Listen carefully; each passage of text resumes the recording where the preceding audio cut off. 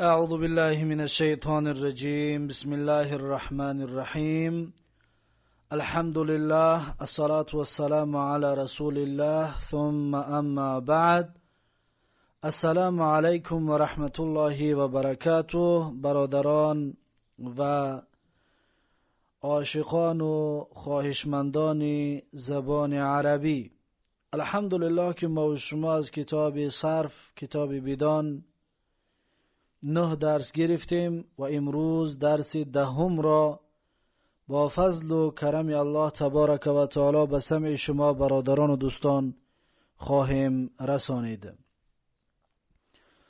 بله، ما و شما درس گذشته اسم فاعل و اسم مفعول را گرفتیم و پیش از آن گفته بودیم که از مصدر 12 چیز اشتقاق می شود. فعل ماضی 14 صیغه گرفتیم، فعل مضارع 14 صیغه گرفتیم و اسم فاعل 6 صیغه گرفتیم و اسم مفعول 6 صیغه گرفتیم و امروز فعل جهد را میگیریم.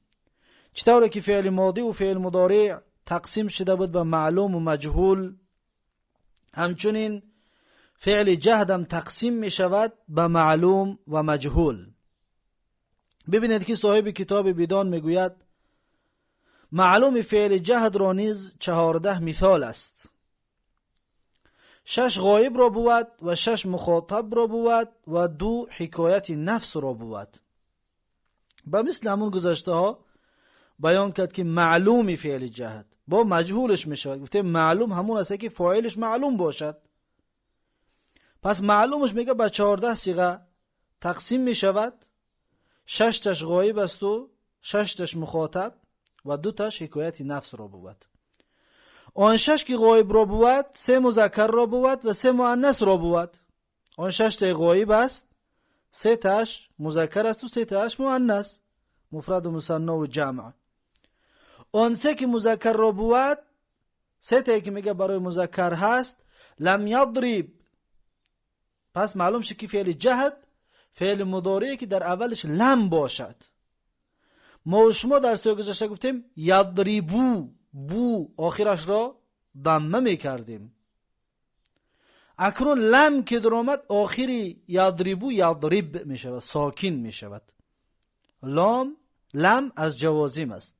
فعل مضارع مجزوم میکنه، آخرش ساکن میکنه در مفردش. لم یضرب.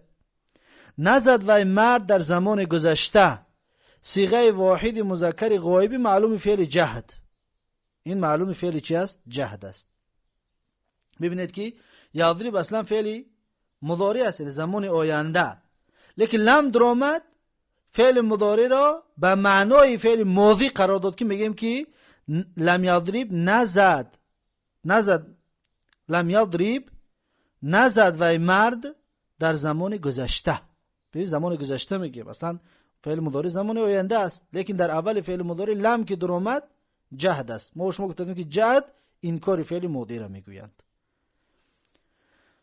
پس لم یضربا اصلش یضربانی بود، نون داشت. یضربو یضربانی میگفتیم.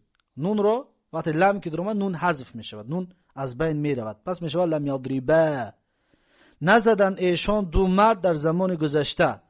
صیغه تثنیه مذکر غائبینی معلوم فعل جهد. این مثنی فعل جهد است. لم یضربو اصلش یضربو نبود، یضربو نه. لم که در آمد نون حذف شد، پس می شود لم یضربو. لم یضربو نزدند ایشان، یعنی که ویها همه این مردان در زمان گذشته. صیغه جمع مذکر غائبینی معلوم فعل جهد. پس این 3 صیغه غائبی معلوم فعل جهد بود. میگد آن 3 که مؤنث را بود، 3 تا که برای مؤنث است، مؤنث غائبه. میگه لم تضرب اصلش تضربو بود، لم که در آمد تضرب شد، آخرش ساکن.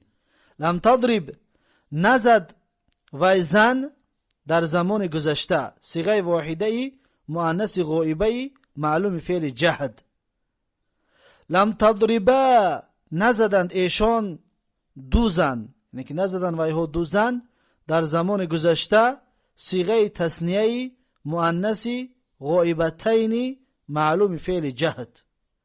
لم یضربن، لم یضربن، نزدند ایشان همه زنان در زمان گذشته صیغه جمع مؤنثی غائباتی معلوم فعل جهد.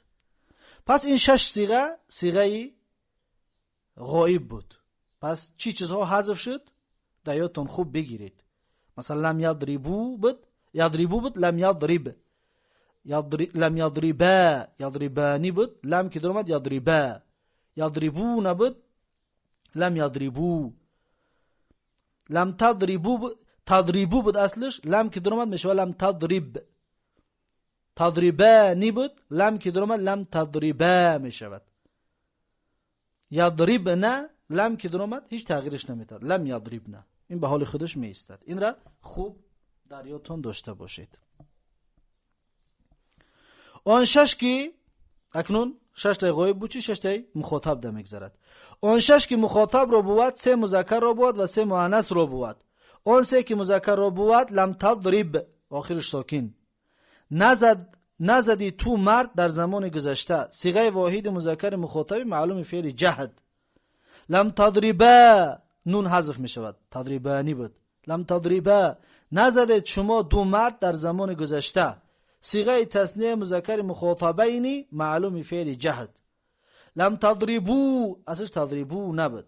لم تضربو نزدید شما همه مردان در زمان گذشته صیغه جمع مذکر مخاطبینی معلوم فعل جهد. پس این 3 تا برای مذکر بود مخاطب.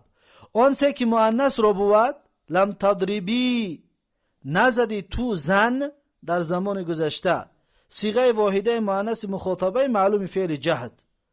لم تضربا نزدید شما دو زن در زمان گذشته صیغه تثنیه مؤنث مخاطبتین، صیغه تثنیه مؤنث مخاطبتین معلوم فعل جهد. لم تضربن نزدید شما همه زنان در زمان گذشته صیغه جمع مؤنث مخاطباتی معلوم فعل جهد. پس این 3 تا برای مؤنث، 6 تا مخاطبم خلاص شد. 2 تا دیگرش موند. میگه آن 2 که حکایت نفس را بود لم اضرب نزدم من مرد یا زن، هر دوش یخیل میگوید لم اضرب در زمان گذشته صیغه واحد متکلمی معلوم فعل جهد. لم نضرب نزدیم ما همه مردان و یا همه زنان در زمان گذشته صیغه متکلمی مع الغیر معلوم فعل جهد. پس این بود 14 صیغه فعل جهدی معلوم. اما رنگ فعل مضارع است، فقط لم که در آمد ضمه را ساکن میکنیم، نون ها را حذف میکنیم، خلاص. ضمه را ساکن میکنیم، مثلا یضربو بود، لم در آمد لم یضرب میشود. یضربانی بود، لم که در آمد لم یضربا، نون حذف میشود. در هر جایی که نون هست غیر از نون جمع مؤنث دیگر همه نوناش، نونهایی که علامت رفع بودن حذف میشوند. انا اکنون میگذاریم به مجهول فعل جهد. مجهول فعل جهد میگه اگر خواهی که معلوم فعل جهد رو مجهول کنی، اگر میخواهی معلوم فعل جهد رو مجهول کنی چیکار کن؟ ما قبل و آخر رو فتح کن. رنگ در فعل مضارع کرده بودیم، همون کار میکنیم. ما قبل و آخر رو فتح کن و حرف مضارعت رو دم کن تا لم یضرب لم یضرب شود. در یضربو گفته بودیم که یضربو ده اگر ما میخوایم مجهولش کنیم ما قبل و آخر رو فتح حرف مضارعت رو دم میکنیم، یضرب میشود، یضربو میشود. عیناً همین در فعل جهد هم همون کارو میکنیم، در فعل مضارع کرده همون کارو میکنیم. پس لم یضرب میشه لم یضرب. میگه و مجهول فعل جهد رو نیز 14 مثال است، 14 صیغه دارد. 6 غایب رو بود و 6 مخاطب رو بود و 2 حکایت نفس رو بود. همگی 14 تاشید. آن 6 که غایب رو بود 3 مذکر رو بود و 3 مؤنث رو بود. 6 تا برای غایبش 3 تاش مذکر 3 تاش مؤنث. آن 3 که مذکر رو بود لم یضرب زده نشد. ما در بالا گفتیم لم یضرب نزد وی مرد، در اینجا میگه لم یضرب یعنی زده نشد. ترجمهش خوب یاد بگیرید، زده نشد وی مرد در زمان گذشته صيغه واحد مذکری غائب مجهول فعل جهد. این مجهول فعل جهد است. یضرب، لم یضرب معلوم فعل جهد بود. لم یضرب مجهول فعل جهد است. لم یضربا رنگ همون می شود. چکل در وجود ضمه در مفردش حذف میشید، ساکن میشید، در مثنا و جمعش ده نون حذف میشه، اینجا هم تری میشود. لم یضربا زده نشدن ایشان دو مرد در زمان گذشته. صیغه تثنیه مذکر غایبین مجهول فعل جهد.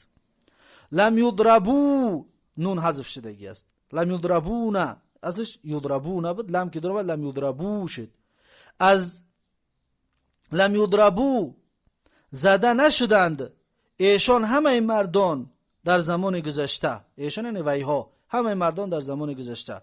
صیغه جمع مذکر غایبینی مجهول فعل جهد. اینها سه تایی غایبی مجهول فعل جهد بود مذکر. اون سه که مذکر را بود لم تضرب، اینجا نه مذکر نه مؤنث را.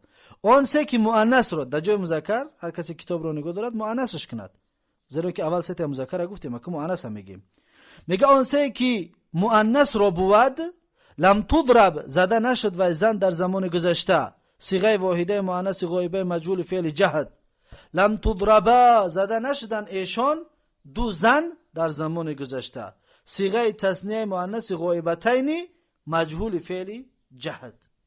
لم یضربنا زده نشدند ایشان یعنی ویها در زمان گذشته. صیغه جمع مؤنث غایباتی مجهول فعل جهد.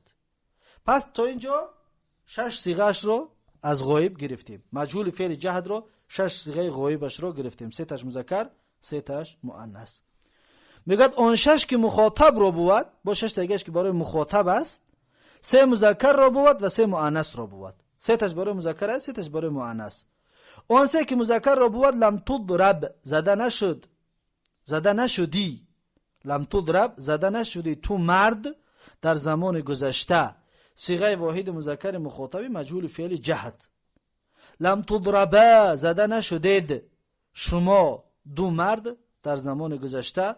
صیغه تثنیه مذکر مخاطبین مجهول فعل جهد. لم تضربو زده نشدید شما همه مردان در زمان گذشته. صیغه جمع مذکر مخاطبین مجهول فعل جهد. پس این 3 صیغه مذکر مخاطب بود. میگه اون سه که مؤنث رو بود لم تضربی، اصلش تضربی نبود، نون حذف کردیم برای لم در اومد. لم تضربی زده نشدی تو زن در زمان گذشته. صیغه واحده مؤنث مخاطبه مجهول فعل جهد. لم تضربا زده نشدید شما دو زن در زمان گذشته. صیغه تثنیه مؤنث مخاطبتین مجهول فعل جهد. لم تضربن زده نشدید شما همه زنان در زمان گذشته. صیغه جمعی مؤنث مخاطباتی مجهول فعل جهد. پس این 3 صیغه مخاطب، 3 صیغه مخاطب مذکر و 3 تاش مؤنث. 6 صیغه مخاطب رو همچنین با آخر رساندیم. 2 تا دیگرش ماند. میگه آن دو که حکایت نفس رو بود لم اضرب، لم اضرب یعنی زده نشدم من، یعنی مرا اون کس نزده است، یعنی که اون کس مرا زدگی نیست. زده نشدم من مرد یا زن در زمان گذشته. صیغه واحد متکلمی مجهول فعل جهد. این صیغه متکلم است. لم نضرب زده نشدیم ما همه مردان و یا همه زنان در زمان گذشته. صیغه متکلمی مع الغیر مجهول فعل جهد، یعنی که این متکلم مع الغیر. پس این شد 14 صیغه مجهول فعل جهد. انا اکنون از اول میگذاریم، یک بار زود با ترتیب میگوییم فعل جهد را.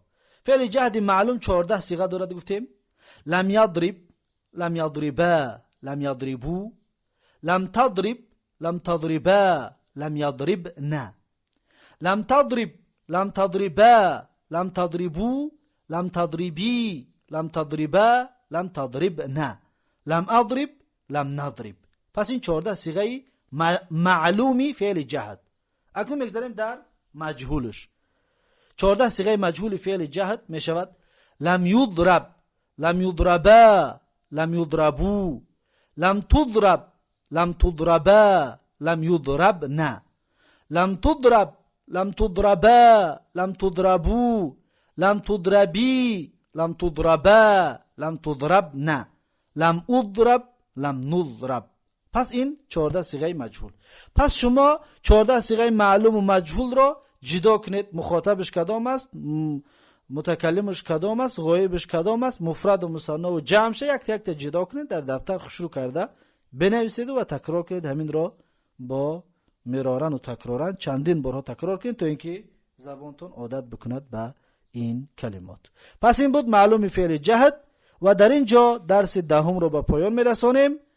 تا درس 11 یک شما رو به الله تبارک و تعالی میسپارم که درس 11 فعل نفی را ان شاء الله خواهیم گرفت.